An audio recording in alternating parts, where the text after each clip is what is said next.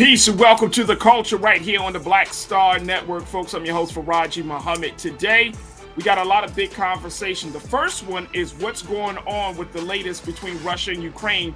Russia has officially turned off the gas to Poland and Bulgaria. We talk about the implications of that on that part of the world in Europe, as well as here at home on American soil. We'll have that conversation. Also, we check in with our tech expert, Stephanie Humphreys, to give us the latest analysis about Elon Musk buying Twitter and its impact, not just on the technological landscape, but on everything else. We'll have the very, very big conversation about that. And then also later, we'll talk about a Florida man who is making an effort to ban the Bible. Yeah, for real. We'll have that discussion. So, a whole lot to get to. Stay with us. Let's get ready for it. It's The Culture right here on the Black Star Network. Let's go.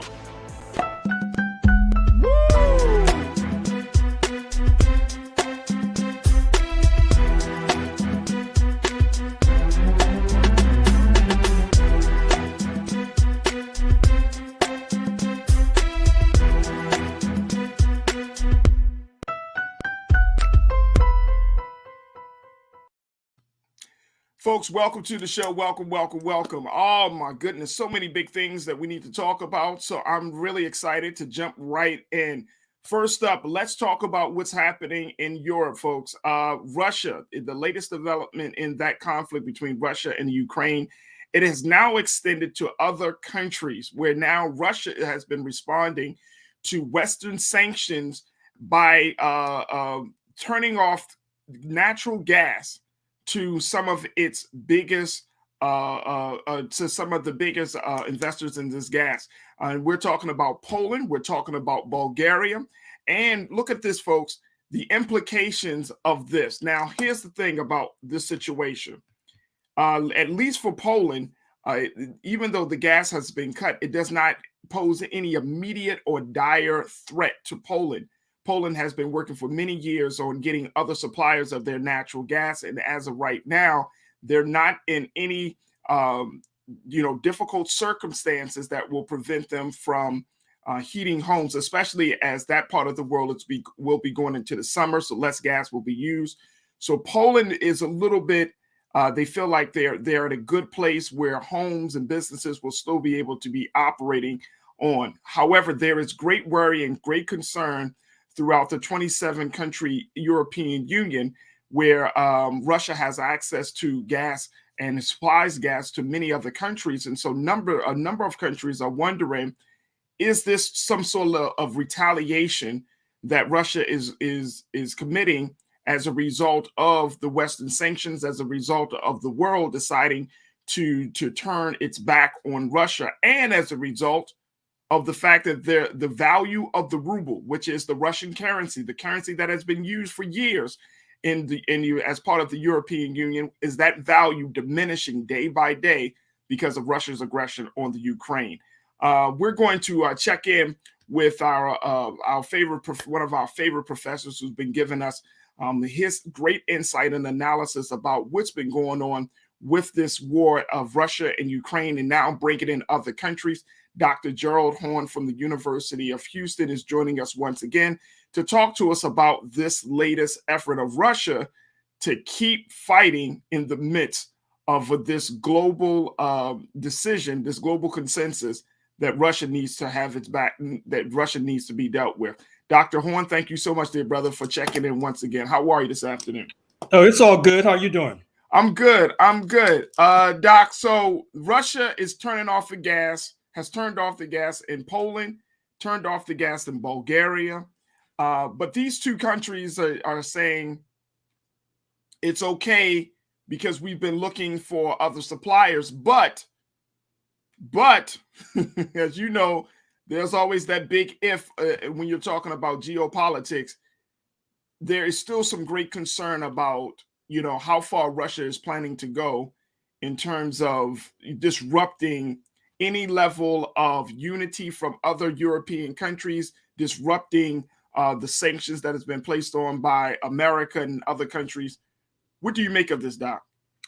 Well, it's very serious. And I think that people in the United States need to realize that we will not necessarily be exempted, because whether or not you can say that there's a unitary natural gas market, I think you can assume that the executives at Duke Energy and other US based natural gas providers will seize upon the opportunity to say that there is a unitary natural gas market and that they will have to raise prices for those in the United States who use gas for cooking, for example.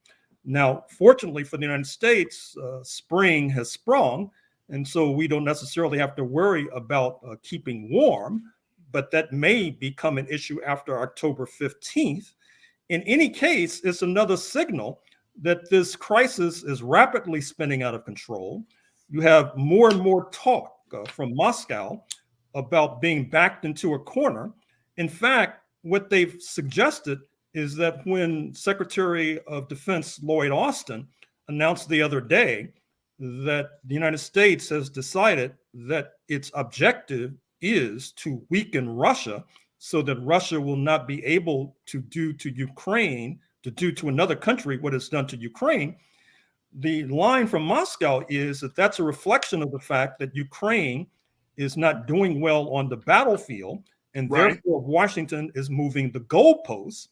However, when you start threatening a nuclear power with being weakened, well, then all bets are off. It seems to me we haven't faced a situation this dangerous since the so-called Cuban Missile Crisis of October 1962, when the then Soviet Union placed defensive missiles in Cuba because of a fear that the United States would invade its ally. And we're in a similar sort of situation today. Washington tells us to disregard these ominous threats about nuclear war and nuclear conflict in World War III, but I'm not so sure about that. Yeah, me neither, Doc. And you know, that's always. I don't even think that's like far from reality or from the realm of the options that are on the table. That is certainly a part of this conversation. But one of the things that I saw in this latest move by Russia was that President Putin has not been happy about not just the sanctions, but the diminishing value of the ruble, the Russian currency. And as a result of that, he is, in what some countries like Poland and Bulgaria saying, they feel like he is blackmailing these countries to use only Russian-based currency instead of the dollar or the euros. Can you speak to that? Well, I mean, Poland is obviously a combatant with regard to this crisis in Ukraine. Most of the weapons that are being shipped into Ukraine are coming directly from Poland after being shipped into Poland from the United States and points west. So Poland must recognize that it would be a bit too much for Russia to continue to keep Polish homes warm and keep the pots on the oven cooking when Poland is fundamentally waging war against Russia. I mean, they said that they prepared for this moment. So obviously they saw it coming.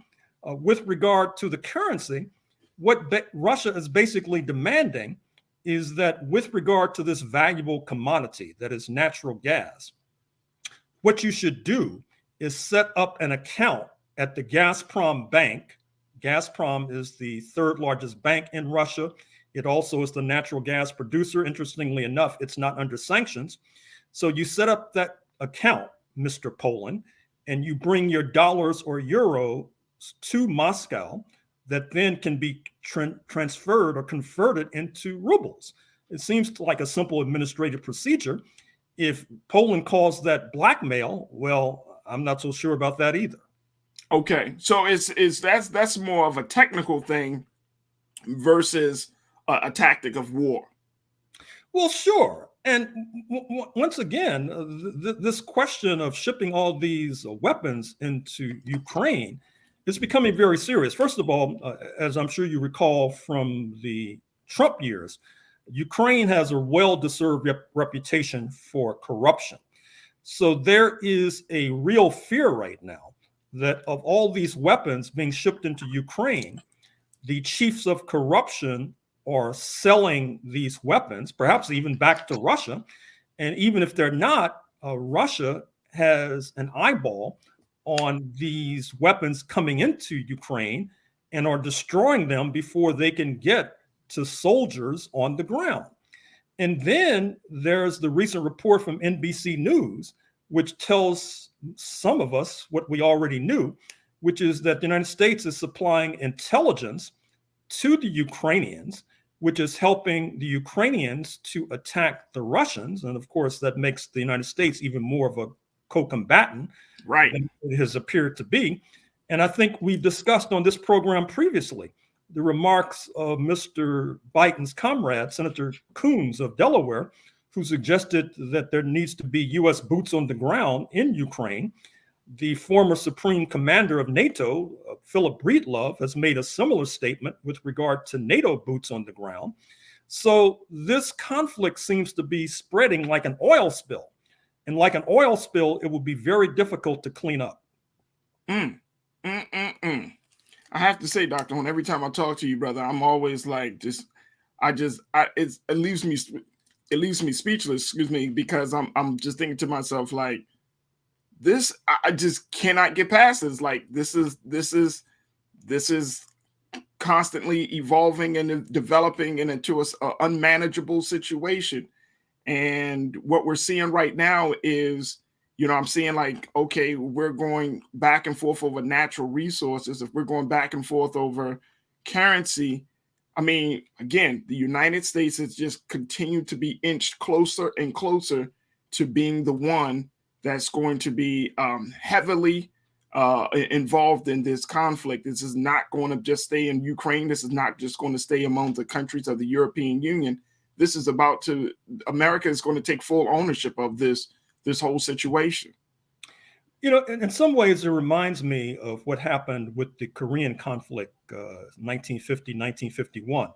Recall, it was the United States and its allies that intervened in the conflict on the Korean Peninsula.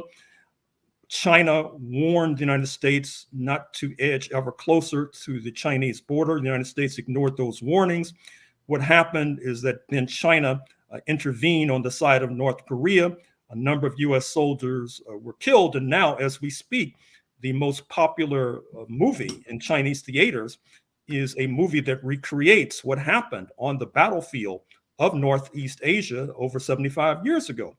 And so now China is very concerned that its firewall, speaking of Russia, is under threat. Keep in mind as well that what natural gas that does not flow from pipelines from Russia into Poland or Bulgaria can flow from pipelines into China.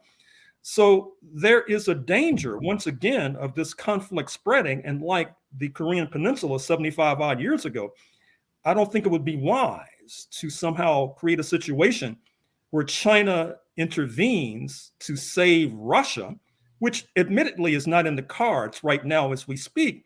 But we're talking about a conflict that certain Pentagon analysts say could go on for months, if not years.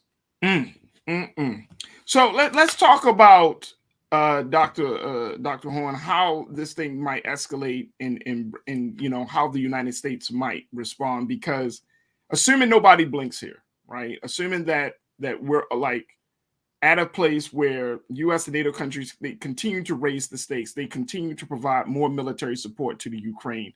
What's the likely next steps for escalation on behalf of Russia to deal with this? How next will they try to pressure countries to stop the support of the Ukraine? Well, there's a real fear in Germany right now that Russia will turn off the taps with regard to natural gas going into Germany. By some measures, the fourth largest economy on planet Earth. You've already had a protest signal from Berlin that manufacturers and indeed unions as well are quite concerned about that. Then you have to take into account the French elections, where admittedly President Macron prevailed. But if you look at the first round of the elections that took place a few weeks ago, actually the parties of the left, including the socialists, and the Greens and the Communists and the other parties of the left, they got more than 50% of the vote. It's only through quirks of tabulation that Mr. Macron wound up prevailing. They are not necessarily in favor of this conflict. Washington will have to realize that Mr. Macron will have to heed the voice of his electorate. And then there are the upcoming parliamentary elections in a few weeks in June 2022, where you could have a left-leaning parliament emerge in France, which too would tend to handcuff France's ability to become involved in this conflict.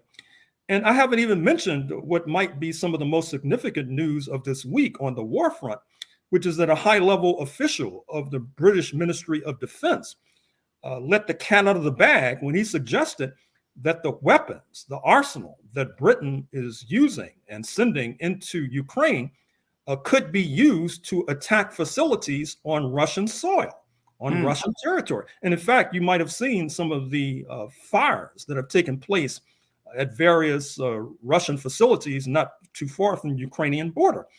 With that admission by a leader of the British Ministry of Defense, that is a signal to Moscow that this war is spreading, and it's a signal to the rest of us that the war is spinning out of control. Oh, there's no doubt.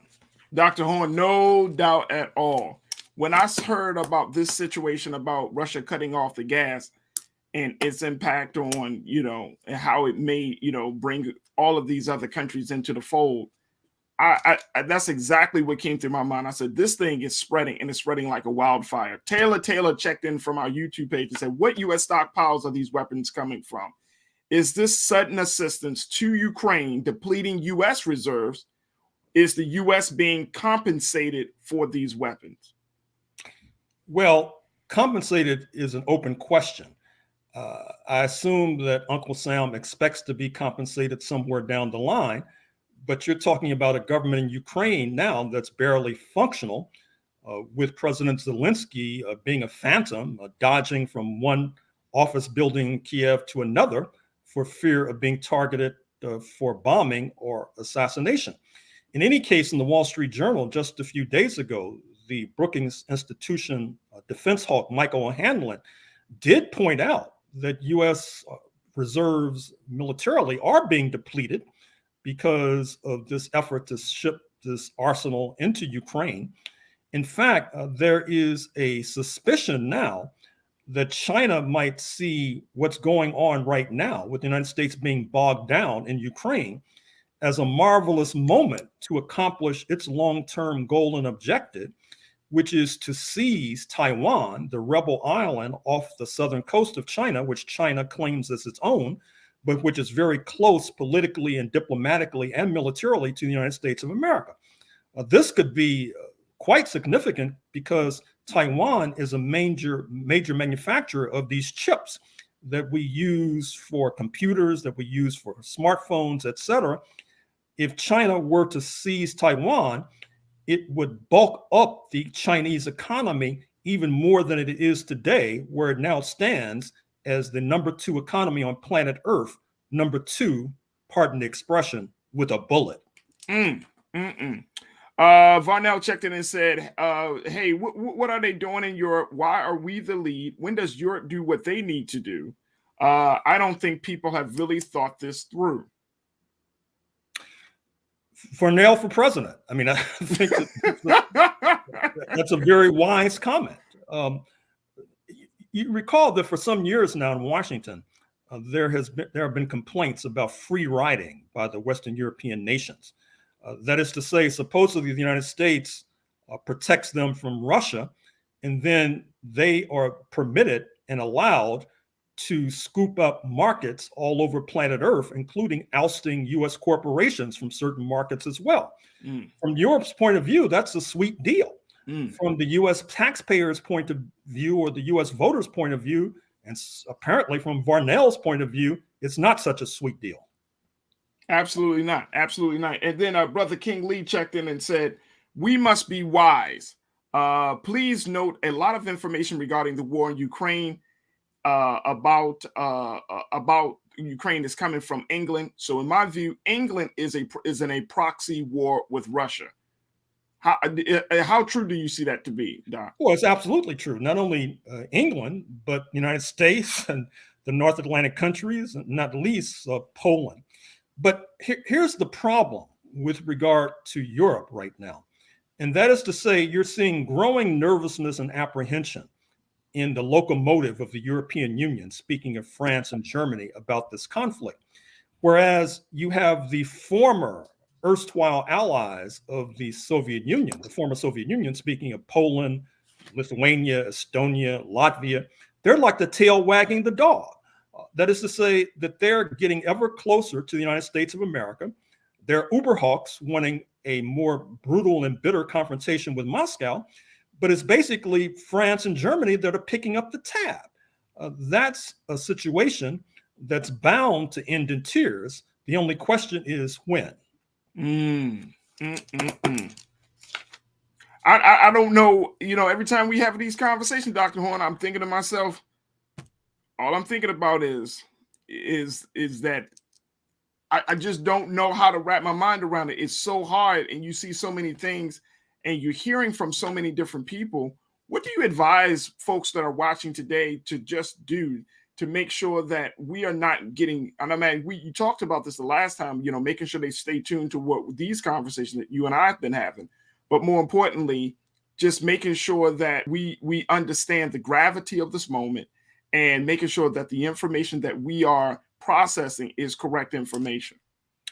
Well, I would also suggest, as I think I've mentioned before, that we should make sure that the Congressional Black Caucus is thoroughly engaged on this question. Not only engaged about the battlefield, but supposedly we are concerned, and I hope it's true, we are concerned about those African students who are still being manhandled and roughhoused while they're seeking asylum in Poland.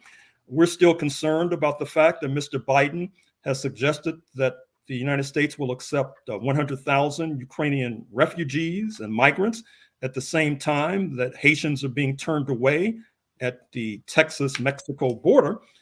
Where is the Congressional Black Caucus with regard to these issues? It seems to me that part of our job right now is a Pan-African job to make sure that when the elephants fight, the grass does not suffer.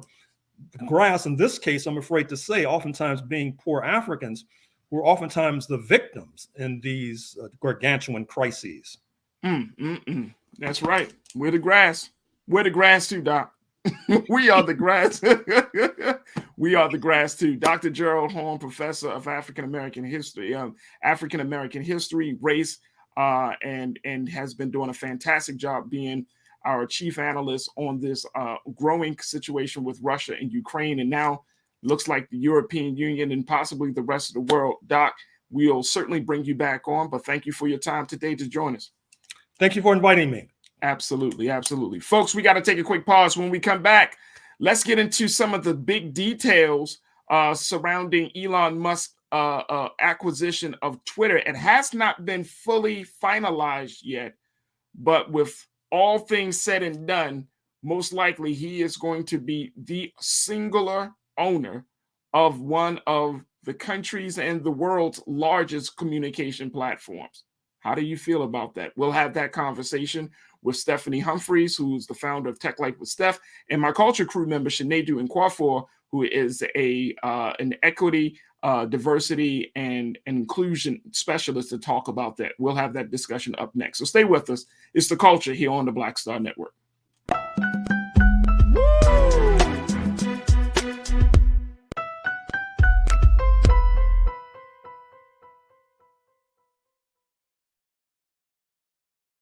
Don't you think it's time to get wealthy? I'm Deborah Owens, America's Wealth Coach, and my new show on the Black Star Network focuses on the things your financial advisor or bank isn't telling you. So watch Get Wealthy on the Black Star Network.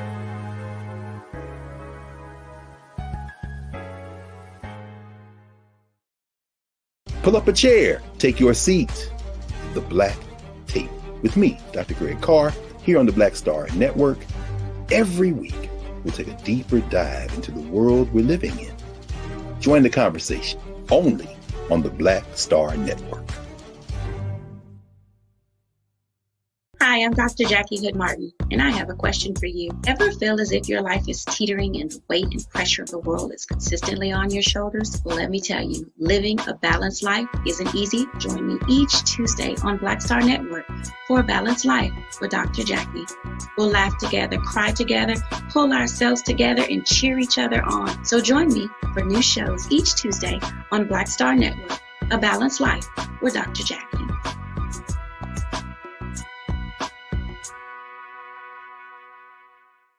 It's time to be smart.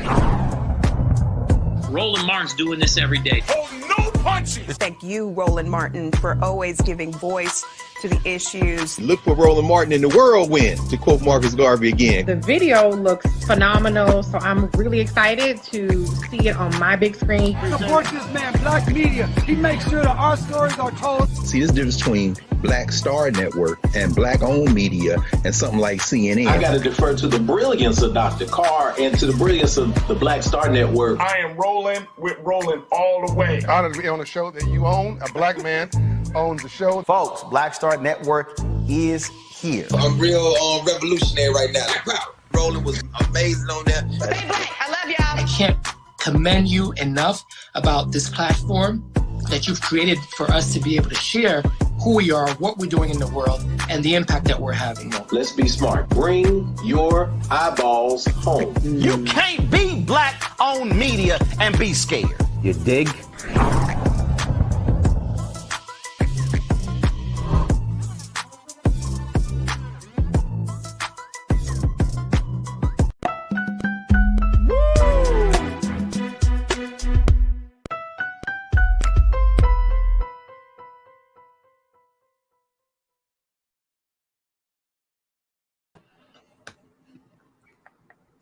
Folks, welcome back to the Culture here on Black Star Network. All right, so you've heard earlier this week that there was a huge deal that was being done. The deal to buy Twitter by Tesla founder and owner, Mr. Elon Musk. Now, there has been a lot of information about what the deal means, the impact that it will make, not just on Twitter Inc., but also on the social media platform and landscape.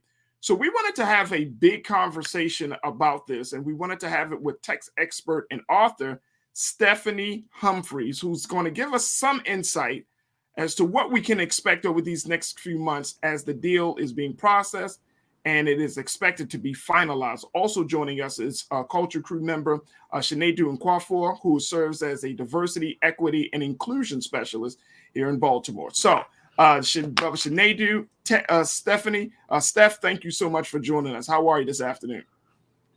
Doing good. Happy to be here. Thanks for having me. Absolutely. All right, Steph, let's start with you first and foremost. So this deal here, Steph, all I'm gonna say, woo! I'm trying to wrap up. First thing, how much was the damn company? Because I've seen like three different numbers, like 41, he paid roughly $44 billion for it. The other numbers you may be seeing are the $21 million he put in of his own money, and then the remainder that got financed through Morgan Stanley. But overall, the total price he paid for the company was $44 billion. $44 billion.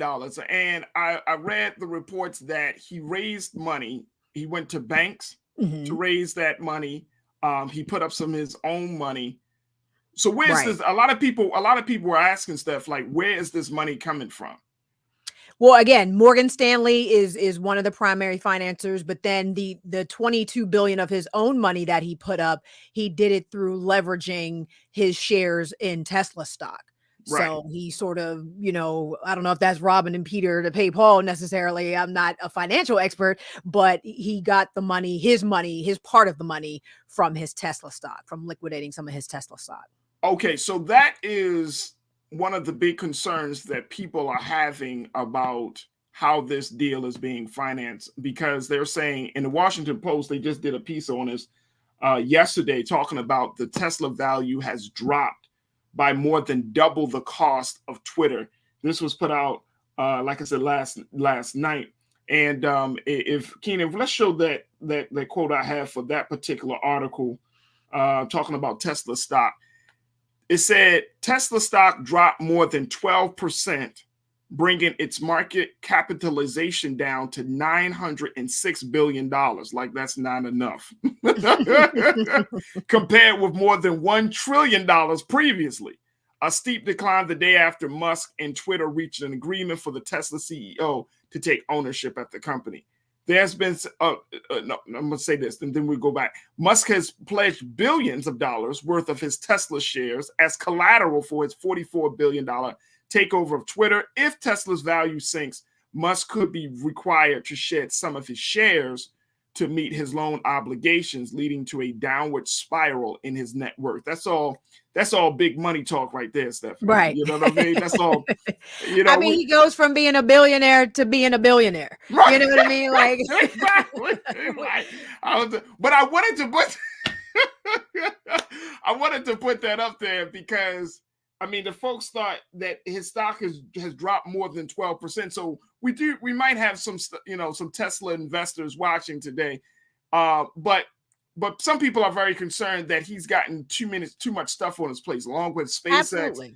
He has his open AI company. We got He, the of solar course, panels, he got the batteries, the cars, batteries. Now he's got Hyperloop, just the boring company. Like, boring. a bunch Like, of what stuff. the hell is Elon Musk doing? Like, I mean, I get it. Like, yes, it sounds, and I think this is the part of the conversation I think we should really have. It sounds good on paper. Oh man, he's really doing it. Oh my gosh, he's such an innovator. He's a leader in all of these different, fields and industry. Boom, boom, boom. But it sounds like you're becoming a jack of all trades and a master of nothing.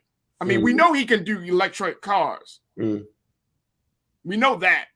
But Steph, and then I'm gonna go to you, Sinead. When we look at adding this part of his portfolio onto the plate, and then for his very, very ambitious goals for Twitter, it's like, can this man really deal with all of that? I don't think so. And I think he's going to see very quickly how difficult managing a social media platform is, whether it's private or public.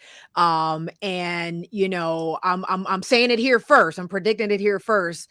I see this company being sold within a year to someone else, or taking it back public and letting, a board of directors run it or something, then bringing in some other CEO. Something is going to happen within a year, because I think he's gonna get bored very quickly with dealing with the headache of the day-to-day of running this type of company, and he's gonna bail. He's going to bail. All right, Sinead. So when we look at how this company, how Elon Musk is moving, one of the big things, along with all of his other, holdings and his other companies and assets, is his real commitment to creating a space that is going to be diverse. How hopeful how hopeful are you that he's going to be able to do that? I'm not that hopeful on the diverse side, because I don't think that's what he does well at. But I would like to say, for lack of better words, a rich man did a rich thing. It's not new. That's how I feel first.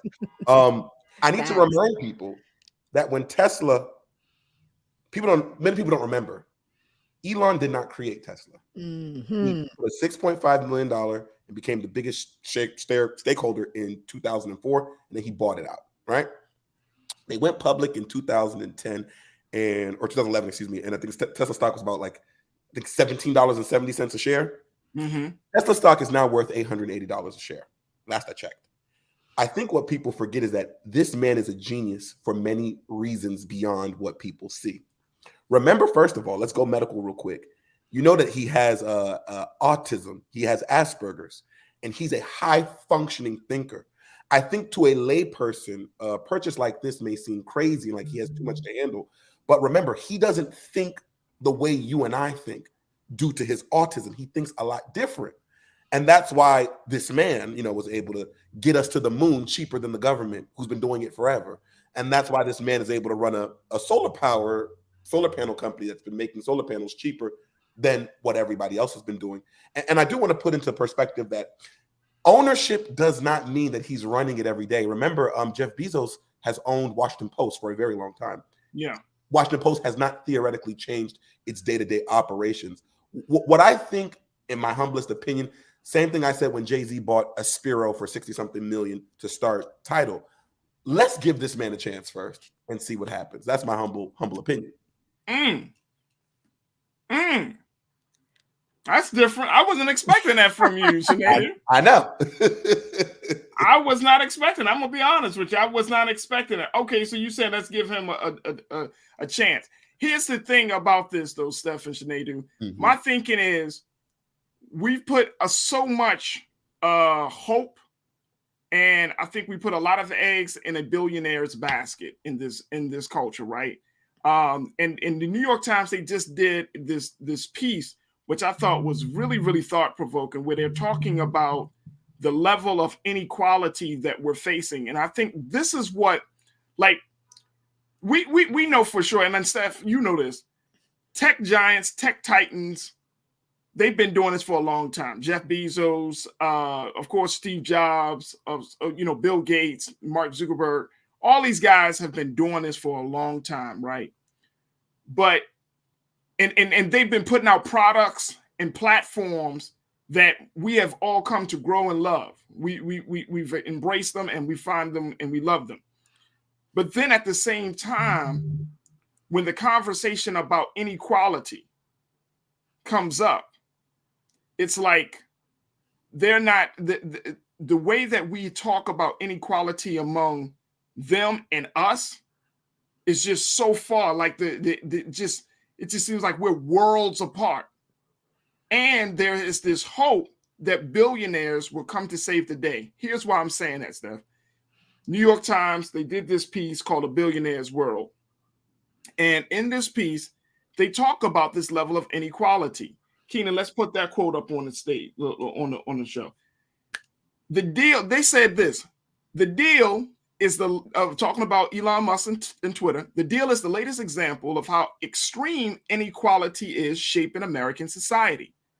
A small number of very wealthy people end up making decisions that affect millions of others. That has always been true, of course, but it is truer when inequality is so high. The deal is the latest example of how extreme inequality is shaping American society. A small number of very wealthy people end up making decisions that affect millions of others. That has always been true, of course, but it is truer when inequality is so high. It's true. Yeah. I mean, but that's the way America was designed, right? Like, are we doing anything differently than we've always done in this country with this purchase? Let me answer your question. Let me ask you a question, Steph. No. Exactly. No. My issue is, though, well, I have a couple. The idea, first of all, the idea of free speech, and Elon Musk has proclaimed himself a free speech absolutist. And can we first just baseline what that actually means in our society? Because he's been using, I think, that particular point as his top PR spin for justification for buying this company. And it's disingenuous at best, because people just don't understand what it means to have free speech in the United States of America. So, I mean, if we could just, give a quick 9th grade civics lesson, before we move on, the First Amendment just says Congress shall make no law. That's it. You know what I mean? The government can't curb your speech. The government can't prevent you from assembling. The government can't do these things. Companies can do whatever they want.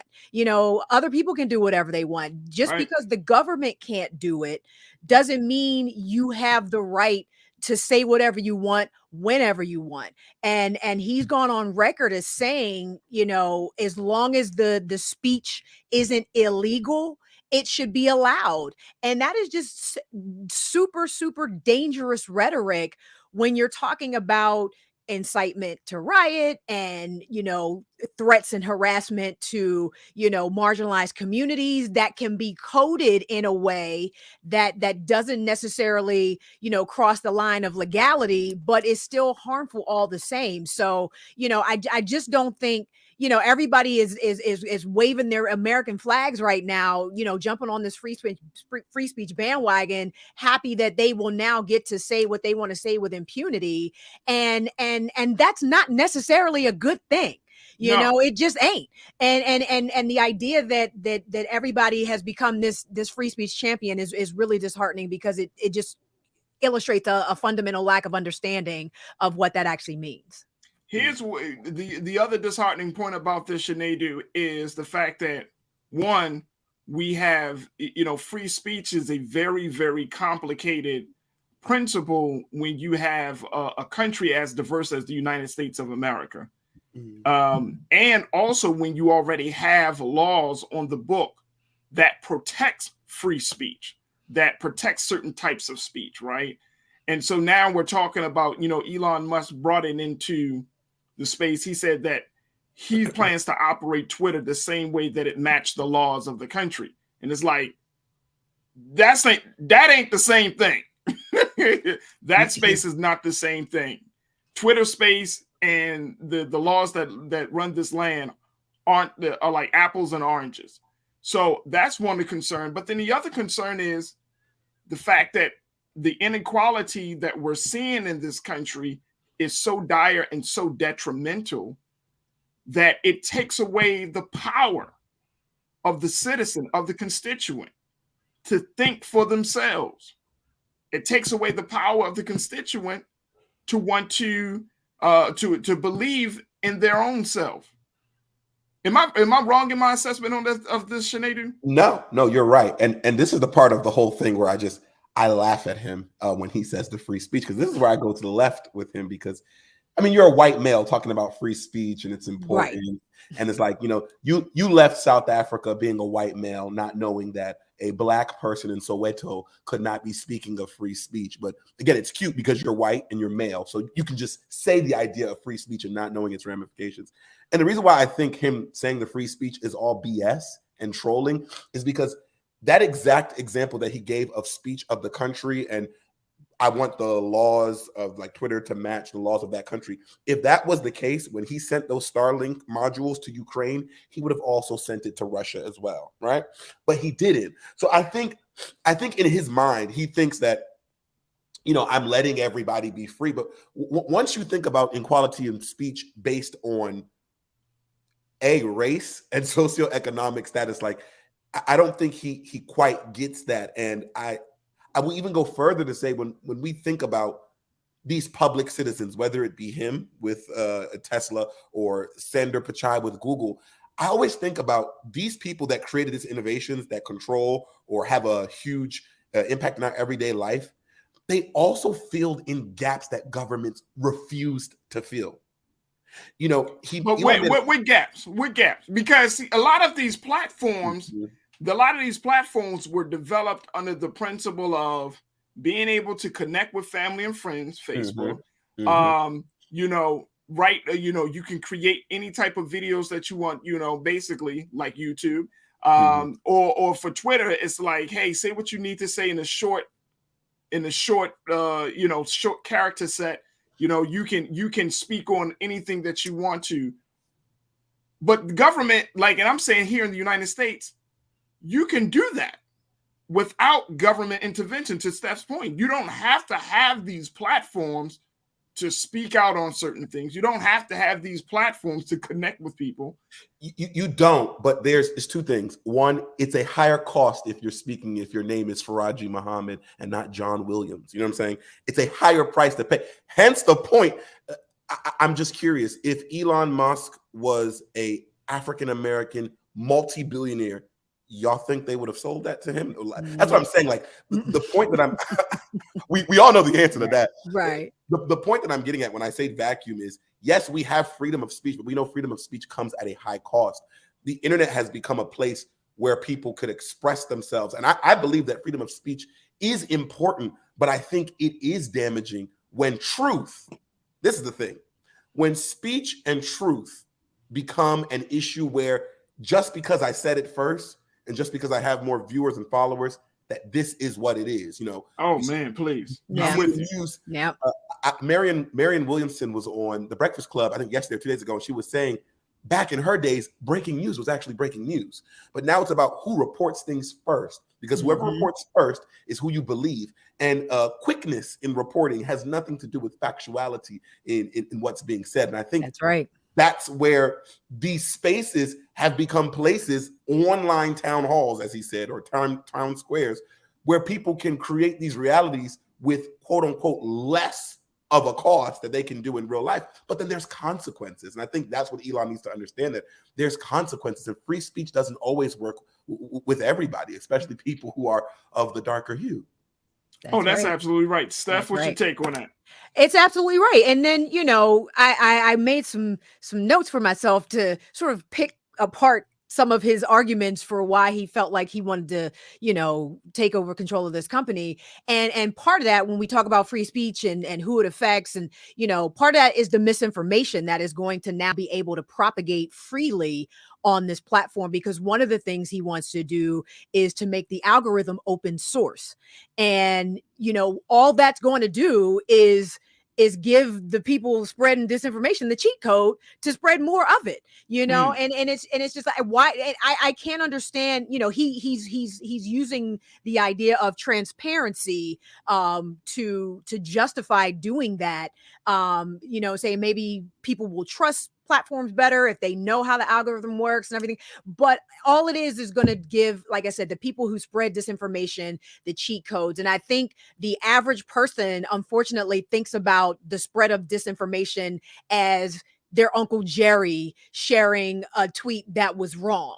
But it's not that. Disinformation campaigns are lodged by entire countries against other countries. They have teams of people whose job it is to flood the internet with as much propaganda as possible to sway our opinions one way or another. And they use these algorithms to do it very, very effectively. So now if you go and make the algorithm open source to where everybody knows how it works, how much easier is it going to be to game the system to continue to spread that disinformation?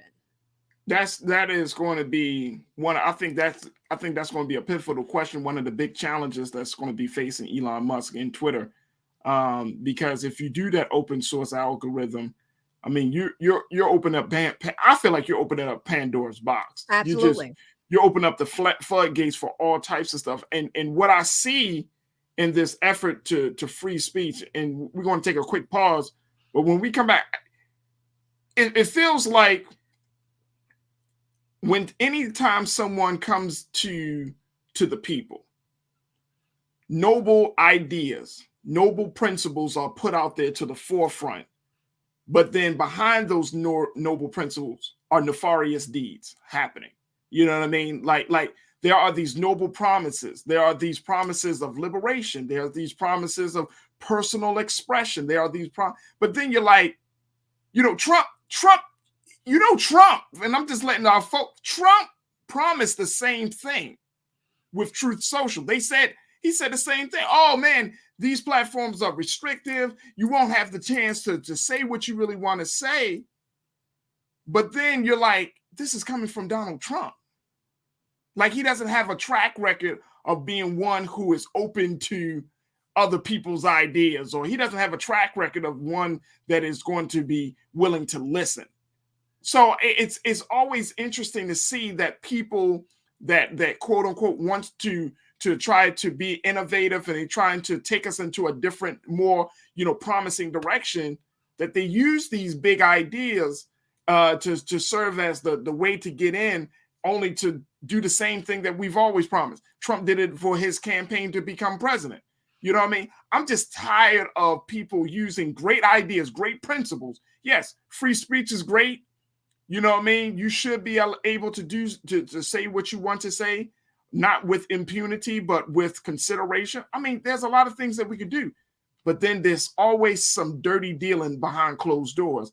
And that's the big concern that I have. Look, we got to take a quick pause. When we come back, we're going to have more of this conversation with Steph Humphreys and Shinedu Nwafor to talk about what this means when Elon Musk, as he continues to pursue the, buying Twitter and the implication that it has. Post your comments on our YouTube page, on our Facebook page. Let's continue to have the conversation in the next hour. Also in the next hour, we're going to talk about a Florida man effort to ban the Bible from children. We'll give you the details of that. So stay with us. It's The Culture here on the Black Star Network.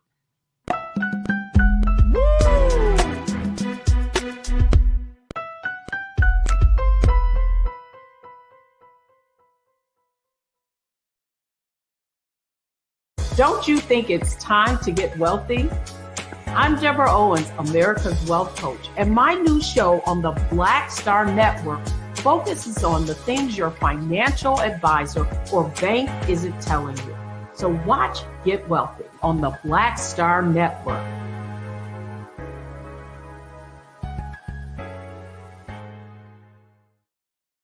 Hi, I'm Dr. Jackie Hood Martin, and I have a question for you. Ever feel as if your life is teetering and the weight and pressure of the world is consistently on your shoulders? Well, let me tell you, living a balanced life isn't easy. Join me each Tuesday on Black Star Network for A Balanced Life with Dr. Jackie. We'll laugh together, cry together, pull ourselves together, and cheer each other on. So join me for new shows each Tuesday on Black Star Network, A Balanced Life with Dr. Jackie.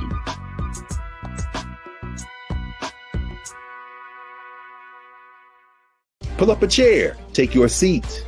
The Black Tape with me, Dr. Greg Carr, here on the Black Star Network. Every week, we'll take a deeper dive into the world we're living in. Join the conversation only on the Black Star Network.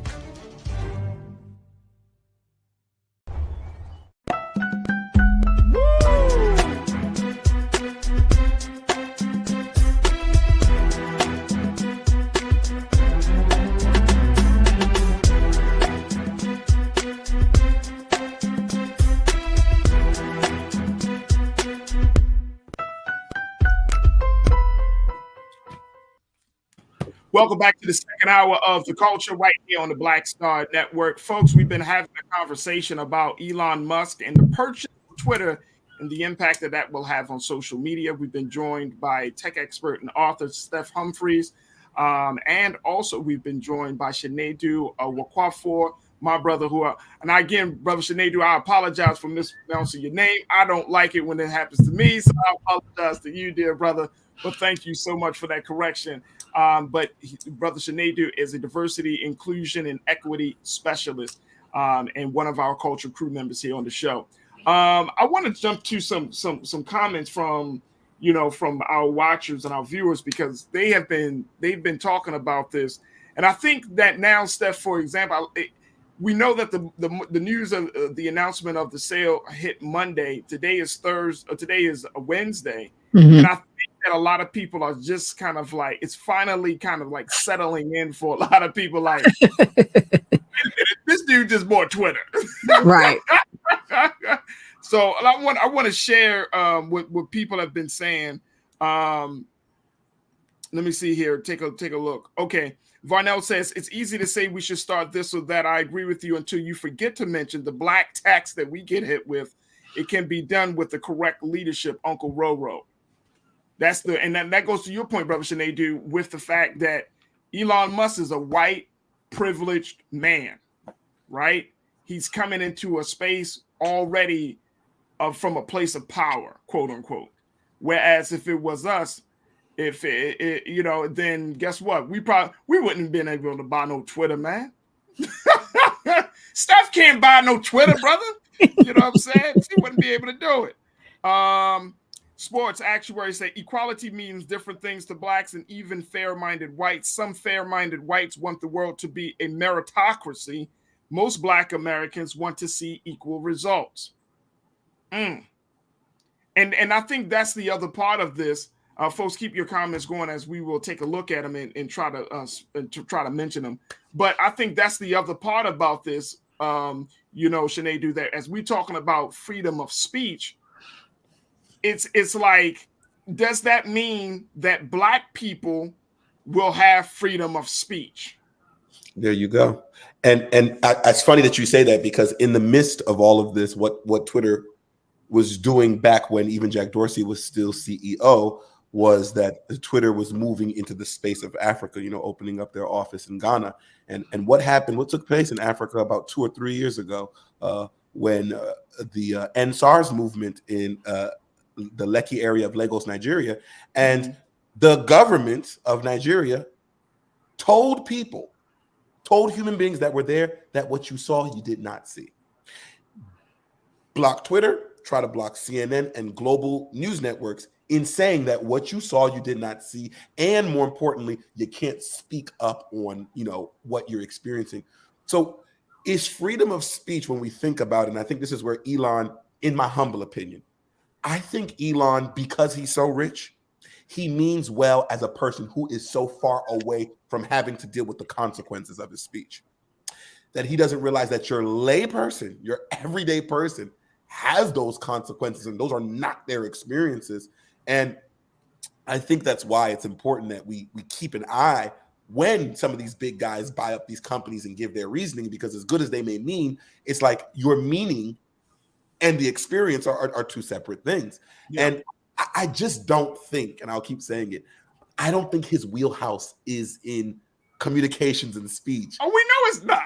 And he should just leave it to the, and I'm hoping that he allows the professionals, because then again, Jack Dorsey still has good influence on Twitter. I don't think Jack Dorsey would throw his baby out to the wolves. And let's remember, Zuckerberg bought WhatsApp and Instagram, both huge multinational companies. So this is not really a new thing. I just believe that where we are right now, I think it is good. Let's use his point to his point. And since free speech is good and right for everybody, let's use that to challenge why there is danger in what he's saying. And let's see if he keeps your account up and see if he keeps that conversation going. I highly doubt it.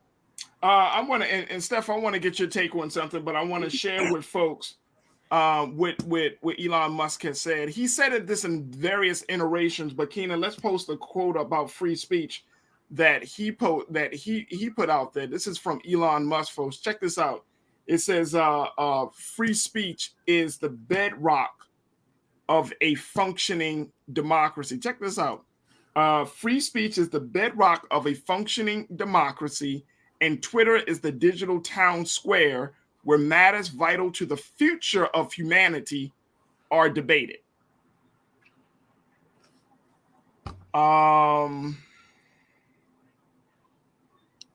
Yeah. Steph, can I go? Please go, sis. I'm like, okay, let me just like I said, that is PR. I'm going on record as saying that's all PR. And because he knows Americans like to imagine themselves patriots. They like to wrap themselves in the Constitution like a warm weighted blanket. And they like to lean on these ideals that don't necessarily actually exist to justify their actions. So, that's just spin. Honestly, that's just spin. And again, yes, free speech is vital to democracy, in the sense that you don't want the government trying to censor what you say. Yeah. Twitter ain't the government. Twitter is nobody's government. So, again, it's apples and oranges, and it's just a disingenuous comparison. But I want to go back to something Brother Chinadu, thank you. Yep. Say, because you giving Elon Musk a whole lot of benefit of the doubt with respect to his intentions around all of this, because I think if you look at his track record, it don't look like he just doesn't understand, you know, the nuances of lay people and things like that. I mean, I'm not, you know, attacking you. You made a very cogent argument, but when you look at the record, you know, there are 4,000 Black Tesla employees suing him right now in a class action lawsuit brought on by the state of California for the conditions at the Tesla plant. You know, they segregated those employees into areas they called the plantation. You know, they don't get the same jobs, the same pay, everything else. And at the beginning of all of this, you know, his response to all of this was for them to develop thicker skin, you know, until they had to give that one brother $137 million based on the discrimination he was facing at that company. So, you know, that's not just being tone deaf. That's being intentionally insensitive to another group of human beings' concerns. And then we could talk about pedo guy, you know, the Thai, you know, man in the man in Thailand that was trying to help the guys that were trapped in a well or a cave or something, and they needed divers to go get them, and he tried to swoop in there and save the day, and the guy sort of disputed what he was doing, and he called him a pedo guy. The guy sued him. He used his money and his legal team to bully this man into submission, basically, because I think he had an excellent case. He may have just had horrible attorneys, but again, he hid behind the idea that what he had said was a joke. That was basically the argument that his attorneys made, that it was a joke and you should have known it was a joke, and you should be able to take a joke, basically his free speech absolutism at work in that case. And when this man is losing his livelihood, that ish ain't funny. You know what I mean? It is like, what we doing here? And then, you know, you can also look at the whole issue, the whole problem he had with the SEC back in 2018 as well, when he got fined for running his mouth on the platform again. So, you know, the idea that, you know, underneath all of this, you know, overwhelming evidence, he's really a decent guy that just doesn't really, you know, that's just a little bit out of touch. I just can't co-sign that. Well, I think it speaks volumes because, Steph, at the end of the day, the New Yorker put out this piece about Elon, and one of the big things that they said is that, and I'm gonna share this with you. So I'm gonna give Sinead an opportunity to respond. Sinead, you want to respond to some of the things Steph would like to say? Go ahead, please do, brother. No, listen. I'm not here to defend Elon Musk. I'm just seeing things in a multitude of ways. What I was really saying is more or less on the lines of, I don't think he's a champion of freedom or speech. So I think that part is where he needs to shut up at, because if you follow a lot that he does in his company, everybody literally be looking at him and say, bro, you are the GOAT. Just don't talk. Like it's your mouth that gets you in trouble. What I'm saying is in the terms of the quote unquote benefit of him owning Twitter is, I use Tesla as an example. Did you all ever think, because I know I didn't, did you all ever think that anybody could challenge the big guys, the auto industry, the internal combustion engine, and win? He did. And he did it in record-breaking time. So like, I use that as an example of tenacity to say that he can possibly do good things. But no, I don't think he is no MLK, fight for justice, fight for freedom. And I think he should keep quiet in what he doesn't know. However, when I said opportunity that the government doesn't feel, this is what I was saying. Nobody cared about Twitter. The government didn't care about Twitter until Twitter started to have an impact.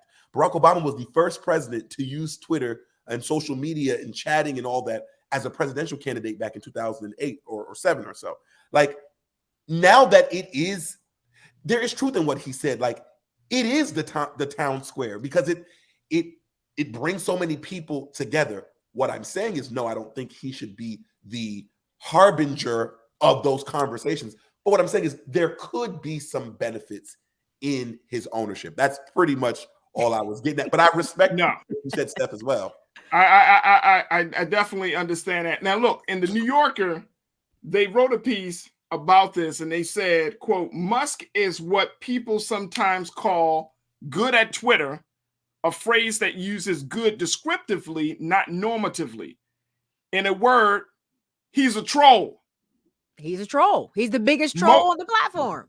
He's a troll. He said most of what he tweets isn't defamation or hate speech, but a lot of it is stuff that in a better world probably wouldn't command so much of our attention. Right. And the writer goes to the incident where him and Bill Gates were having a dispute, and Bill Gates came out and publicly said that he did not invest in Tesla stock. And as a result of that, Musk apparently went on to his tweet he put out a tweet, an unflattering photo of Bill Gates and a pregnant man emoji, and the words, "In case you need to lose a boner fast." And see, that's the thing. See, and I mean, again, made my point entirely. You know, he can look at that and say, "Oh, it's just two billionaires, busting each other's balls or whatever." However, what came of that situation, and I don't think Musk tweeted this particular picture, but somebody, I know the picture you're referencing, somebody digitally altered that picture to put breasts on Bill Gates and made a case for trans bashing.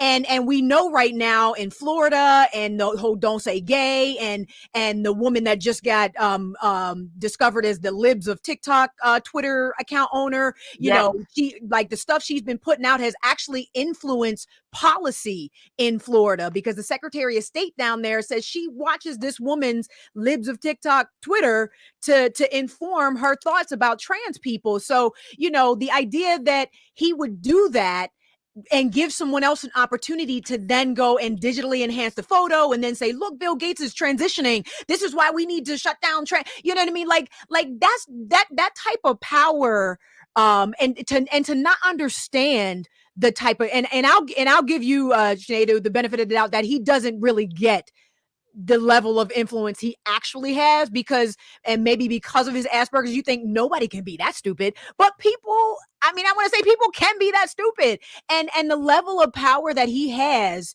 and influence for somebody to take that exchange between the two of them, run with it, go digitally enhance the picture, and then make a case against trans people, all in the course of, less than 24 hours, is why I don't want him running this platform.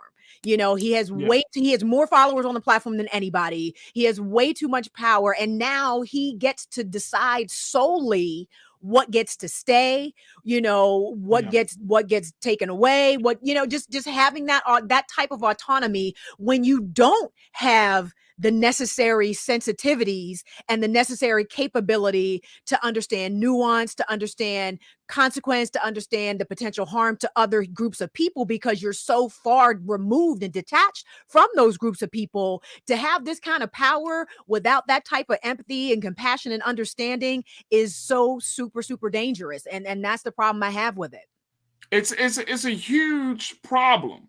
It's a huge problem. And that's why I asked the question. Hey, Keena, let's put that question back up there with that quote that we just shared. So just put it. Can one who trolls a platform be a defender of its free speech ideals? Can you really be that? You trolling, but then he wants the freedom to troll. Mm-hmm. Like, it doesn't make sense. The tweet ain't tweeting. The math ain't mathing. Math ain't, but the math ain't mathing. The algorithm ain't algorithming. It just doesn't make sense. It's like, bro, you use this platform and then you trying to deal with it. Okay, so we see all of this now. Here's what I think is the jewel of this part of the conversation, because we're on a Black network, right? This is a show that keeps Black people interest in our conversations, and we're unapologetic about our Blackness. Where do Black users, where do Black influencers on Twitter, where do they fit in all of this, right?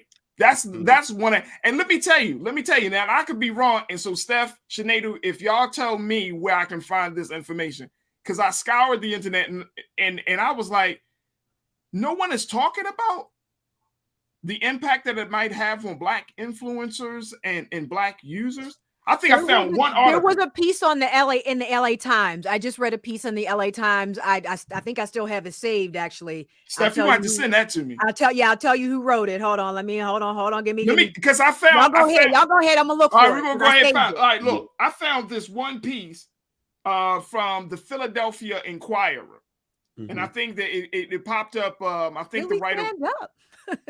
Say it again. I'm in Philly. I just said Philly stand up. Oh yeah, Philadelphia Inquirer. So I wanna put this one up here. Let me make sure, Keena. Let's put that final quote up here from the Philadelphia Inquirer, and that quote should be talking about Twitter is not a good social justice company.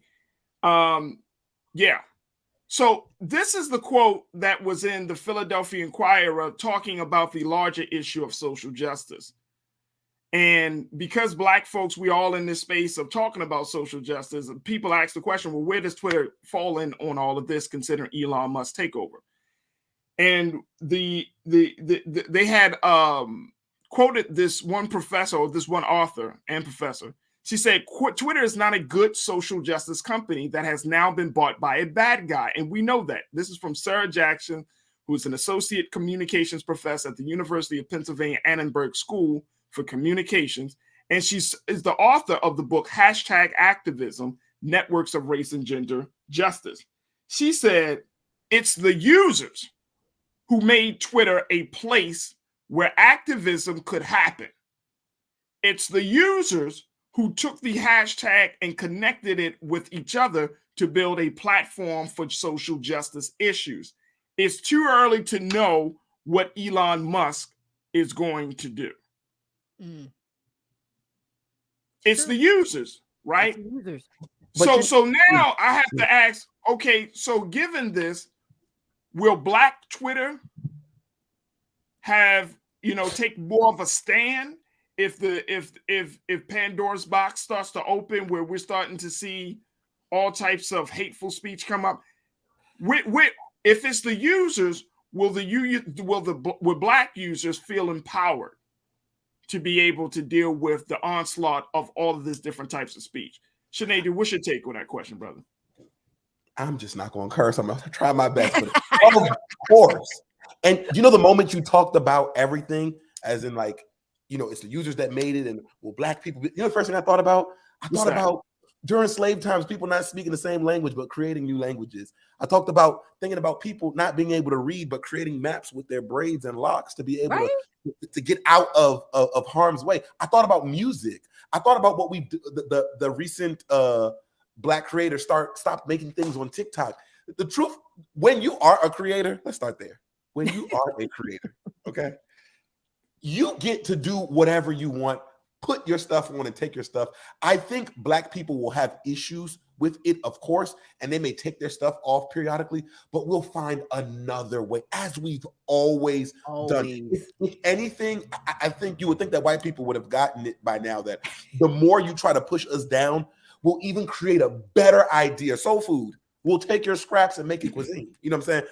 That's just what we do. I don't think it's something that we want to do initially, but that's what I think is going to happen. All those Black creatives, especially those Black creatives that are in the spaces of change. There's so many HBCUs that are involved with big companies like Netflix and LinkedIn.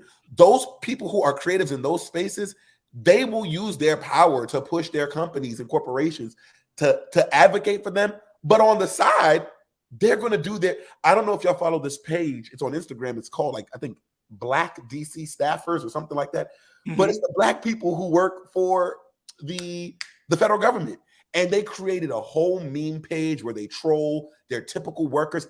And it actually made a difference to the point that they were thinking about unionizing these folks. You know what I'm saying? That's what we've always done. What we do.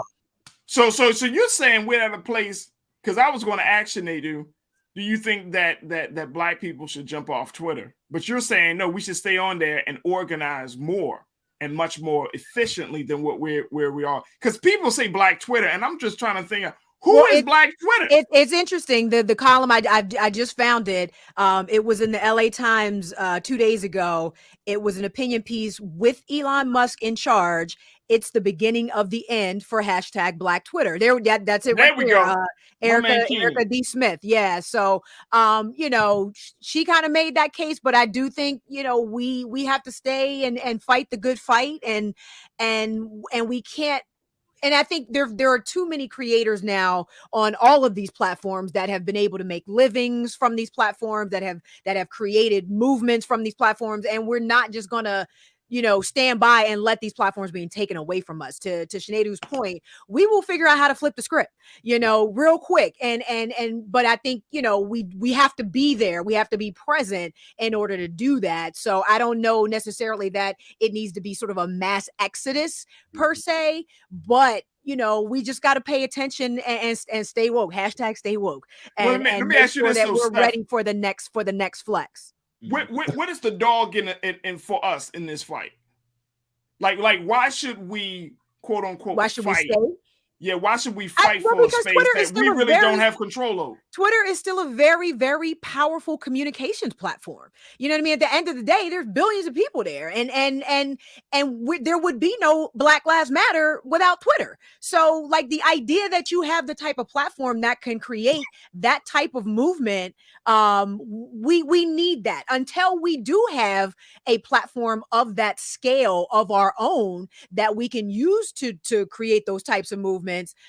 We still need the scale of that platform and the user experience of that platform and the interface of that platform, like all the technical stuff that makes Twitter easy to use and makes it what it is. Yeah. We still need that functionality of that platform in the meantime. You know what I mean? Until we get something comparable for ourselves, we still need the functionality to just communicate. And like I said, if we got to start braiding our tweets in a way that show the maps leading to the promised land, we'll braid our tweets that way and make sure that we can communicate with each other in a way that remains effective and showcases our best selves. So we gotta stay and fight.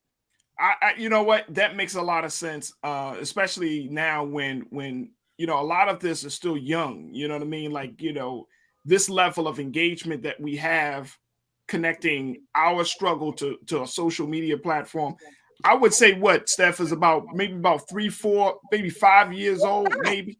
If that. Like you know what I'm saying? It's still very young. That connection is still very nascent, and it can only grow and deepen, based on our interactions with any particular platform and our hope, but Elon Musk being Elon Musk, we hope that we don't get silenced, because if we do have free speech, we should all be able to use this platform, as effectively. Any person should be able to use the platform as effectively as anybody else. So we should be able to keep that conversation going. Absolutely. We just have to figure out how to drown out the noise. That's there's going to be a whole lot of that. Woo! Oh my gosh! If I could put in a 2 cent, Farajii. Yeah, go ahead, bro. What I also like to remember is data. Pay attention, pay attention to what else is going on in the world. One of the biggest markets that Twitter is trying to move into is Africa. You see that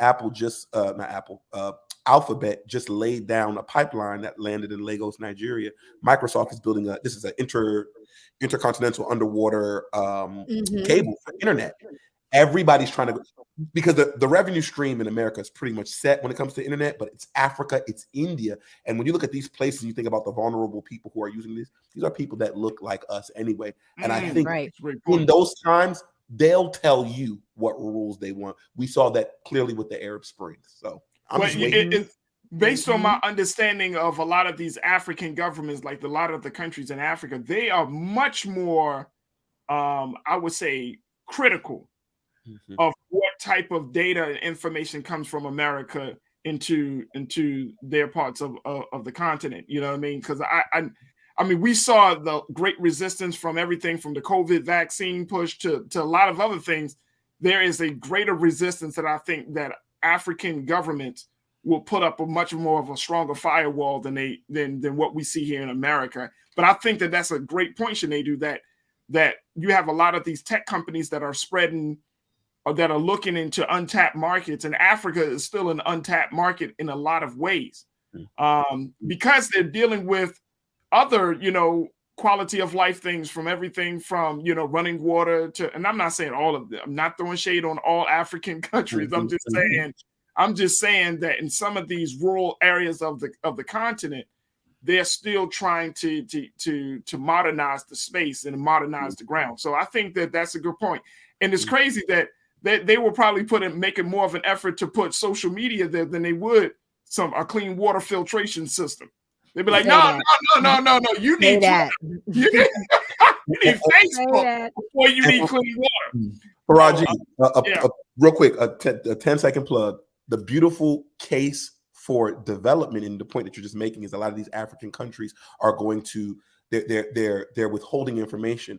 Do you know why? Because a lot of the people who are funding them, their internet, all that, are from China, places that do stuff like that. So if America, our great country, who cares about democracy, really gives a damn, then this is when they'll step in and say, you know what, we'll beat China at what they're doing. We'll give you all the same infrastructure and the freedom. The government is only going to move with the words of the highest bidder. So I think this is an opportunity in itself. And you know what? I say this time and time again, Steph and Sinead do. If we want to see a change, we do have to organize. We can organize online. We can organize in person. But organization generates power in this country. That's it. If you're not organized, then it doesn't matter. Like all of this other stuff that we're talking about, like if it's always down to an individual, and that's what I wanted to kind of just say during the course of this conversation, that no one single man or one single woman is going to save all of us. That's not happening, and I think that that's part of our conditioning in this part of this country, because we want to believe that one man or one woman is going to set us all free. And it's like, nah, baby, you got to put in some work just as much as the next person, because that's the time that we're living in. That's just the time. Our unity is going to be very, very important. So if you don't see yourself as united with your brother and your sister in the continent, then it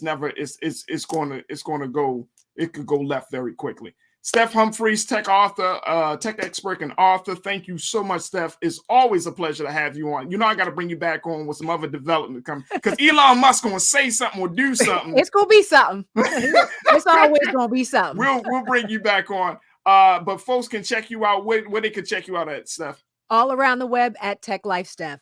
There it is right there. Folks, Sinead is going to stick around with us for our next segment. But folks, we got to take another pause. When we come back, let's talk about a Florida man who is making an effort to ban the Bible from children. Yeah, I'll bring you to break down those details. Stay with us. It's The Culture right here on the Black Star Network.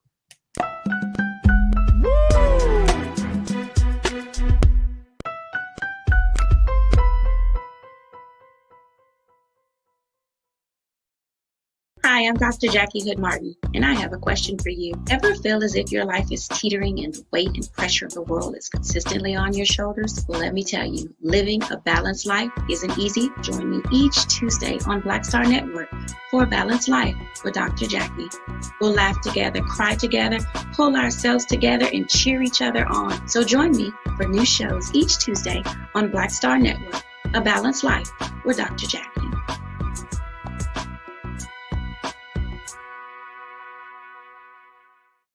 Don't you think it's time to get wealthy? I'm Deborah Owens, America's Wealth Coach, and my new show on the Black Star Network focuses on the things your financial advisor or bank isn't telling you. So watch Get Wealthy on the Black Star Network.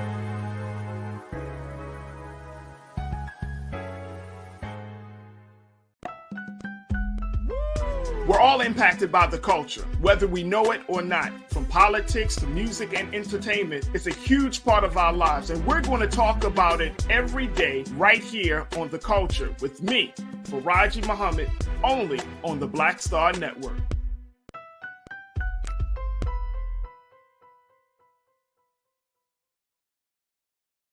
Pull up a chair, take your seat. The Black Tape with me, Dr. Greg Carr, here on the Black Star Network. Every week, we'll take a deeper dive into the world we're living in. Join the conversation only on the Black Star Network.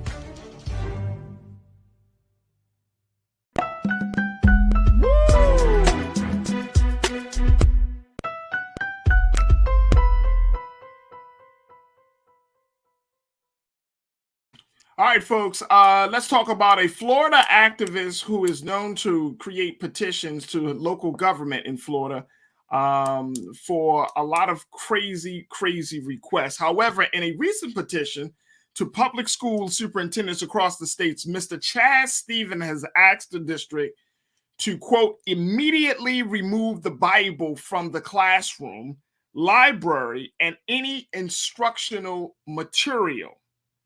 He said, additionally, I also seek the banishment of any book that references the Bible. Now, he drafted this petition as a result of Governor Ron DeSantis' latest bill, which was signed into law last month, which lets parents object to educational material that may not be that parents may deem to be sexually explicit. Mr. Stevens goes on to say that the Bible, check this out, folks. He said the reason he wants to object to the Bible being in public spaces and being accessible to children, he said because of its casual references to murder, adultery, sexual immorality, and fornication. He asked the question, do we really want to teach our youth about drunken orgies? Let's bring Culture Crew member Shinedu Wakwafor to give us some insight about this. Shinedu. Look, I'm not throwing no shade because I got family in Florida. I'm trying to figure out. I'm serious. I'm really trying to figure out, brother. What the hell is going on in Florida? I'm ready for Florida to be its own separatist nation. What is going on? No, seriously, bro. Seriously. Like, I'm really, bro, I'm blown away when I keep reading story after story about stuff happening in Florida. And I'm like, damn, man. Like the wildest ideas. I mean, how can the home of Mickey Mouse be so crazy, Shinedu? Man, every time I think about Florida, I think about a skit from the Chappelle Show where they did a racial draft and they were trading people from race to race. And I'm telling you, the black delegation, I just want to trade Florida for Puerto Rico at this point because Florida is wild. Bro, I have never seen a situation like this. All right, so I mean, culturally, they are really going to war down there. Mm-hmm. They are really going to war right down there. But this story here, I wanted to bring it up because as much as we can kind of laugh about the craziness of it, right? We are in a very, very serious time because when you have a situation like this man is talking about banning the Bible. Now, I'm a Muslim and I'm thinking this is wow, like whoa, that's what we're doing now. I mean, that's what we're doing now.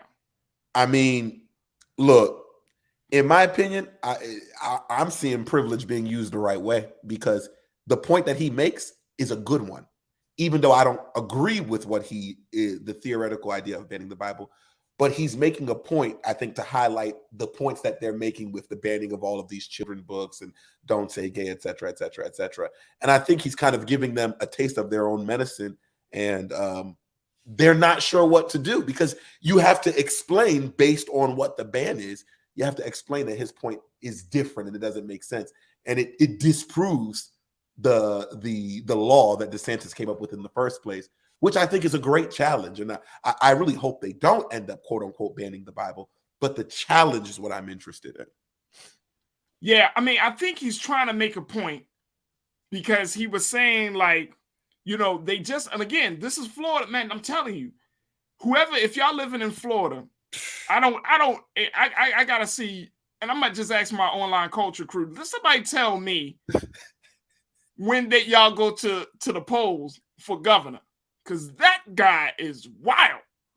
DeSantis, somebody tell me, please tell me, YouTube, Facebook, somebody tell me, when is the gubernatorial election for Florida? Please, because we gotta. They do have to do like a whole show just telling people, man, get that dude out. Well, apparently, what's scarier is it doesn't matter when the next gubernatorial election is. What DeSantis wants is the presidency. He wants Pennsylvania Avenue. And that's the crazy thing. I think a lot of things that he's doing in this day and age, he's been crazy, but I think his craziness has reached pandemic levels, if you will. And I think what he is following, in my humble opinion, is that playbook of Donald J. Trump, of the crazier I get, the crazier things I say, the stronger that my base stays with me, because that base that he's going for in Florida, which is more than Orlando and more than Miami, we have to remember that those are two kind of semi-liberal areas. But I'm about to say, yeah, what he's really going for are your average day poor white folk who aren't of his class, but who they go off of the idea of you're a patriot when you hate everything that we deem to be un-American. Same way Republicans, no abortions, but they find ways to get rid of the abortions from their mistresses, et cetera, et cetera. So I think it's the mirror in the face for me, and I'm curious to see how far he is going to go with this. And I'm glad that the guy who's bringing it up is white, because now we know it can go further than if a brother brought it up. Right. Again, that's why I said that this is interesting, because he's saying, look, if y'all can go as far as to ban, in the state of Florida, they just talked about banning 54 math books. Sinead, I'm serious, bro. 54 math books that were claimed to have incorporated topics such as critical race theory. So Mr. Chad Stevens is like, look, I love math. He studied math when he was in college. So he said, how are you going to ban a bunch of arithmetic books? So he said, if you want to teach morality and ethics, do you really want to turn to a book that wants you to dash babies against rocks? He's talking about the Bible in the book of Psalms. Mm-hmm. So this is, I mean, I think we're at a very critical place, because people are unsure about what to believe anymore. You know what I'm saying? And not just listen to media or going on social media or watching TV or stuff like that. Like we are all living in a time where you have to have a stance on things, right? You can't just be a spectator. You can't just be a bystander. You really do have to be very clear about what your personal politics is. This is something, Sinead, that I teach to young people all the time when I do when I do speeches and when I do engagements. You have to create your personal politics, and your personal politics come out of your personal values, right? The things that you deem to be important, right? And so if you don't have a clear sense of what your personal politics are, then you will be swayed and influenced by so many other things and so many other people, right? The wave and the tide of quote unquote liberalism or conservatism, all of these things will just make you lose a sense of yourself. And that's what we're seeing with, the GOP. And in some cases, we've seen that with the Democratic side, that they're this love for party over people, the American people, is so damaging, because it disrupts our very sense of being, quote unquote, one as a nation. Is it really love for party, or is it love for power? Because one could surmise that it could be. Yeah. One could surmise that if not for the fact that Kamala Harris has a huge contingent of Black people that would vote with her bloc, that Joe Biden would have never chosen her to be the running mate. So this is the thing. I think I've said this about both parties, because what I realize is it's not about red or blue or green or whatever, because it all comes down to money, and they all act the same when money is involved. All of them. What I think the Republicans have become really good at is buzzwording. I'm not old enough, but I'm sure you remember the Ronald Reagan days on war on drugs. My gosh, bro. It's something that you repeat, but then when you sit down and ask, what exactly is the war on drugs? And you think about No, bruh. It was literally a war on drugs. Us sending guns to the Contras and getting pushbacks, and us buying and not being able to tax the weed. That was the issue, or tax the coke, because the first thing the Narcos shows you that when coke started moving through the streets, the issue was we can't tax it. And now the people who own the weed companies were losing out on money. So I say that to say, like, let's go back in history to the things that have happened before. This whole CRT thing is BS. But Republicans are great at taking buzzwords and turning it into a brouhaha of nothingness. Critical race theory, as far as I'm concerned, it doesn't even exist because it only exists in such a niche area. But it's the buzzword. It's the buzzword. War on drugs. Critical race theory, weapons of mass destructions. Are y'all not learning? And in 20 years in the future, after it's all said and done, we'll come back and say that it wasn't self-evident. But it was too late. Yeah. Let me tell you, Janae checked in on our YouTube page. Janae said, wait, rational people know it's the play for the young folk whose moral compass is off. We know how far off base passionate conservatives are with DeSantis. Reagan is turning in his grave. Well, see, here's the thing, and I don't know if a lot of people know this, Sinead do, but there are more people in this country that align their values to the Democratic side than the Republican side. Right? Agreed. But you still have a sizable number of people that are independents, right?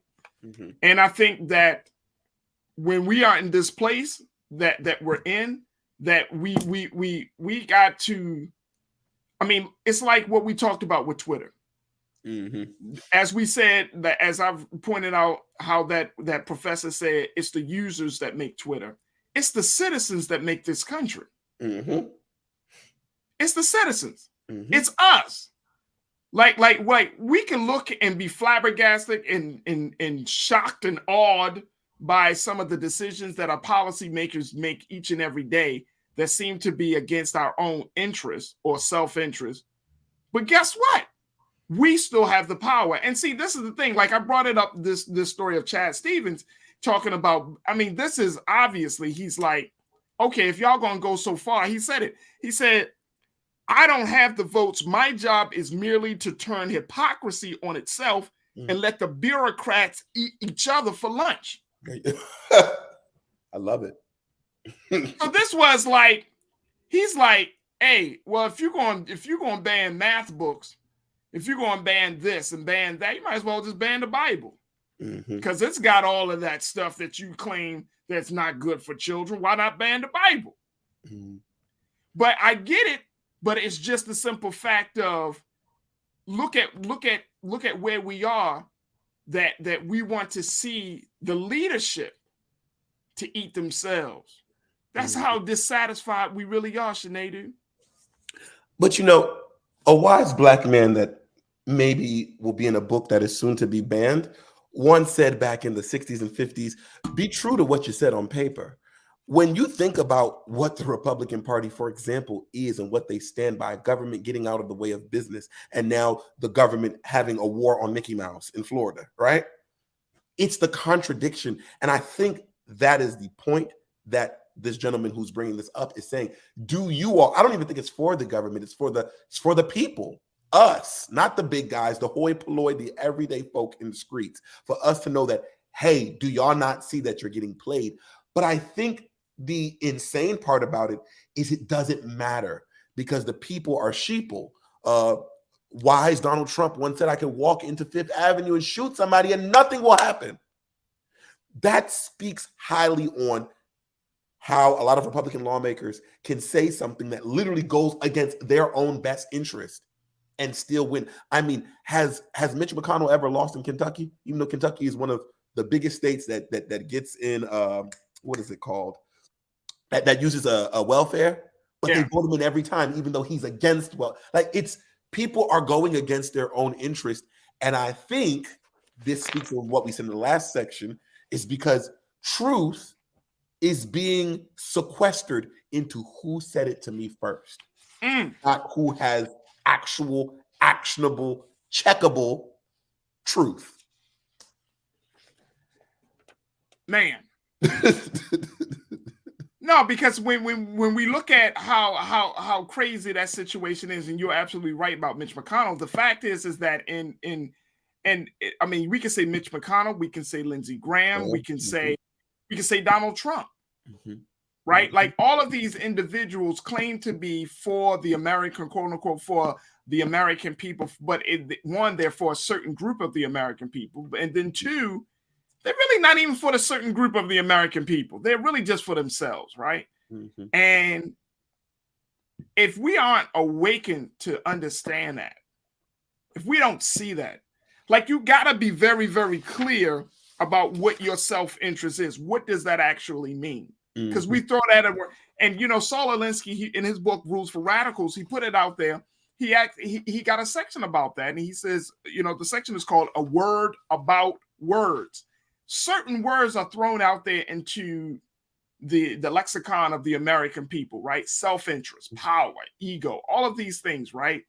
But if we don't understand what those words actually mean, and more importantly, how those words, how you as an individual, as a constituent, as a citizen, how those words affect you in your day-to-day life. And that's the place that we're in. I think that we're getting, just like Chad Stevens, we're getting to a point now that people are getting so dissatisfied. They're getting so restless. They're becoming to get to the point that they're like, you know what? The way government is moving is not working for me. It's not working for my family. It's not working for my my coworkers and my friends and my neighbors. I mean, and government is moving so far away from where people's values are, where people's desires are. It's going to force, and I've said this before, but you're cultivating domestic terrorists. You're cultivating domestic terrorists. It's not, it's really not surprising that the violence that we see in this country is an effect of a bigger cause.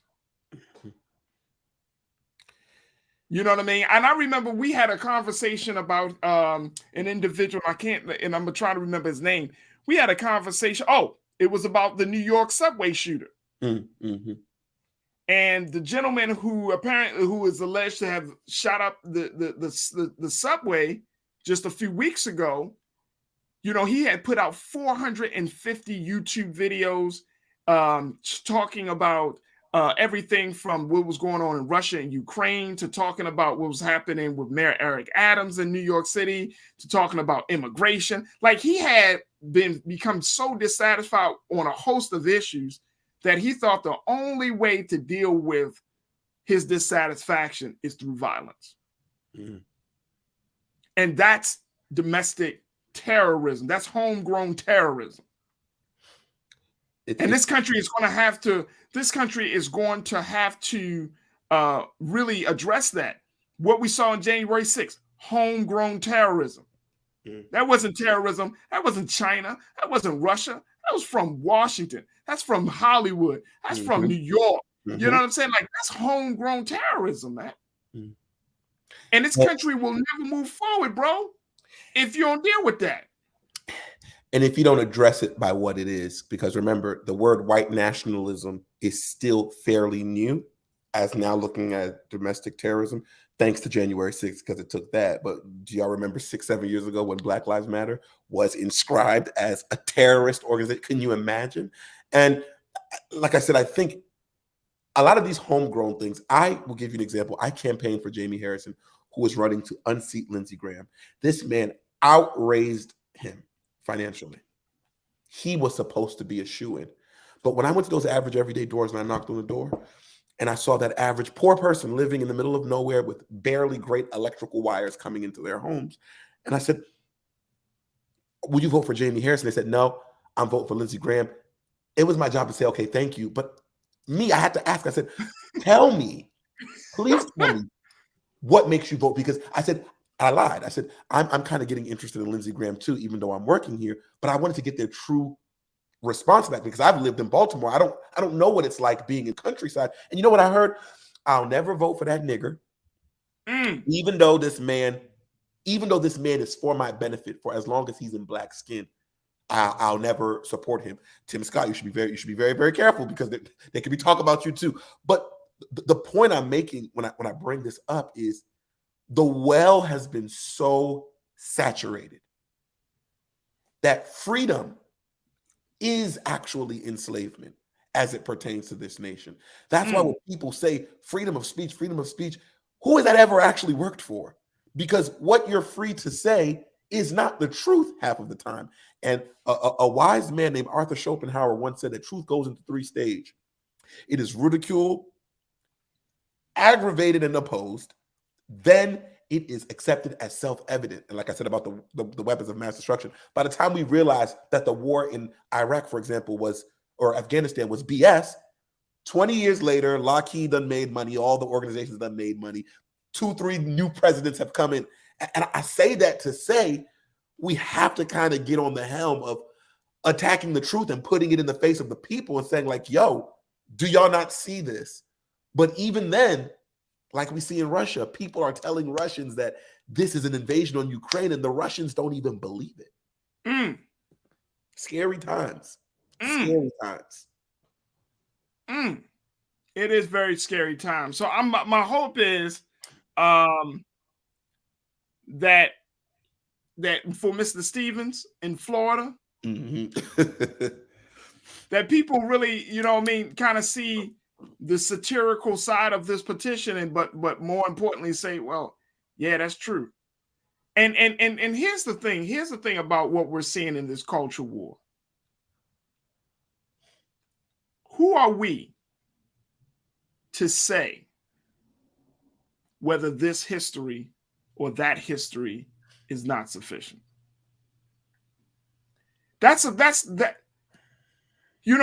Historians and those who study history, they have the humility when they approach the subject, right? When they approach the facts, that their personal bias should be left at the door, that they should see things as it is, not just not through their rose-colored lens or their tainted lens, but they should see things as it is, and they have to report on that, or they have to organize those facts in such a way to tell the story of what happened at that time for a particular period of time. And so if you get into the space of saying this is not history, no, we don't want that, or we don't want this, or no, we can add this part in, and you start chopping it up, and you're trying to a la carte history to fit your agenda, or to fit your cultural leanings, it's a dangerous place for any country to be in. It's a dangerous place for any political leadership to be in. That's very dangerous. It's dangerous because at the end of the day, when you teach children, children are going to they're going to be the ones that either reap the benefits or suffer the consequences of how you handle history. That's children. We talk about it among Black children. When Black children don't know about what happened through the transatlantic slave trade, we see them suffering the consequences. When Jewish children are taught about what happened of the travesty of the Holocaust, they reap the benefits of that history. When Asian children learn about the history of Hiroshima and Nagasaki, they reap the benefit of that history. And so you destroying lives, and you really disrupting your own future. And Farajii, you can really only reap that history when, a wise honorable minister once said that there can be no justice without peace, and there can be no peace without truth. Come on, Brian. You reap those benefits when truisms are brought back to the forefront. But when you're saying that red is not red, it's orange, and yellow is actually green, and right, certain things didn't, because could you imagine, with the benefit of what the Jewish kids receive from learning about the history, do you see how heavy it becomes when someone says it didn't happen? They're on it. They're saying no, that's not true, because the history, there can only be one truth. There can be many sides, but there can only be one truth. And I think we're living in a world where truth is warped, truth is optional, truth is chopped up and mixed in a bowl with this, that. Like, it's very Chipotle at this point. Right. It's semi-mixed up with a slice of avocado. That's right, right. And that is dangerous, because by the time you may realize your truth, I keep bringing up the war in Iraq. By the time we realized there was no weapons of mass destruction, everybody already died. Exactly. Those monies that went to contractors were already spent. Weapons left in Afghanistan. We saw brother. that on TV. Come on, brother. Come on. What do I know? Hey, you know a lot, Sinedu, and I'm glad that you shared it with us this afternoon, brother. I appreciate you so much for being a part of the conversations with us today. One of our fantastic culture crew members, newest cultures crew member, Sinedu. Thank you so much, brother. Continue to do the great work of diversity and equity and inclusion, and most importantly, just continue to be a source of light for our people. So thank you, brother Sinedu. Thank you for your time. Thank you for having me. Absolutely. All right, folks, man. I hope y'all enjoyed the conversations as much as I did today. You know, everything from Elon Musk and talking about the latest what's happening in Russia. Folks, these are the conversations that we need to have, we should have, and we are having right here on the Culture on the Black Star Network. And that's why we ask you each and every day to make sure that you just like us and support us, because we want to continue to have these conversations. You know, we're talking about being unapologetically Black, unfiltered Blackness. Guess what? That's where we want to stay. So we need your support. Check us out, blackstarnetwork.com. Support us, continue to support us. We're doing the great work. I can't wait to share with you some of the opportunities that we are working on to take the culture to the next level. We have been blessed. We're coming up almost on 3 months at the end of this month. The 1st of May will make it 3 months that we've been on the air for Black Star Network. And it's been a phenomenal journey, absolutely phenomenal journey. But I have so many big ideas, folks. I am so ambitious to make sure that we take this platform. We continue to bring you those strong voices to have these discussions. I just have so much that I want to share with you. And I want you to be there with me each and every day, to ride along with me, to be a part of that journey. So, you know, every support counts, whether it's your dollar, whether it's your like, whether it's a share. It doesn't matter to me. As long as you're there with me during this journey, that's all I care about. And we got so many great things happening, and that we're going to be doing over these next couple of months, God willing. So make sure y'all continue to support us, blackstarnetwork.com, and make sure y'all go check us all out on Brother Roland Martin's YouTube page, Facebook page, everywhere that you see Black Star Network. Make sure you support us. Watch all of the shows. Check out Balanced Life. Check out Black Table. I got a special guest coming tomorrow. Because guess what? I'm part of a network. I'm part of a family here, Black Star. So when you see some brilliance in one space, you got to share that brilliance in another space. We got a special guest coming tomorrow. So y'all want to tune in 3 o'clock Eastern Standard Time tomorrow, because we got a special guest. I'm so excited. So make sure y'all tune in.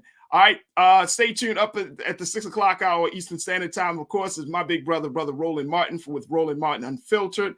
Thank you again for tuning in. As always, never be afraid to challenge what's wrong. Stand for what's right while being yourself in the process. God willing, we'll talk tomorrow, 3 o'clock, folks.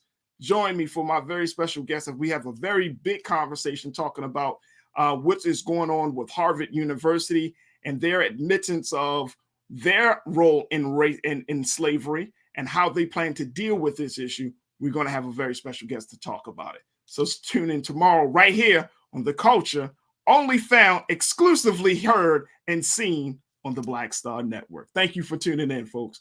Have a great evening. Peace.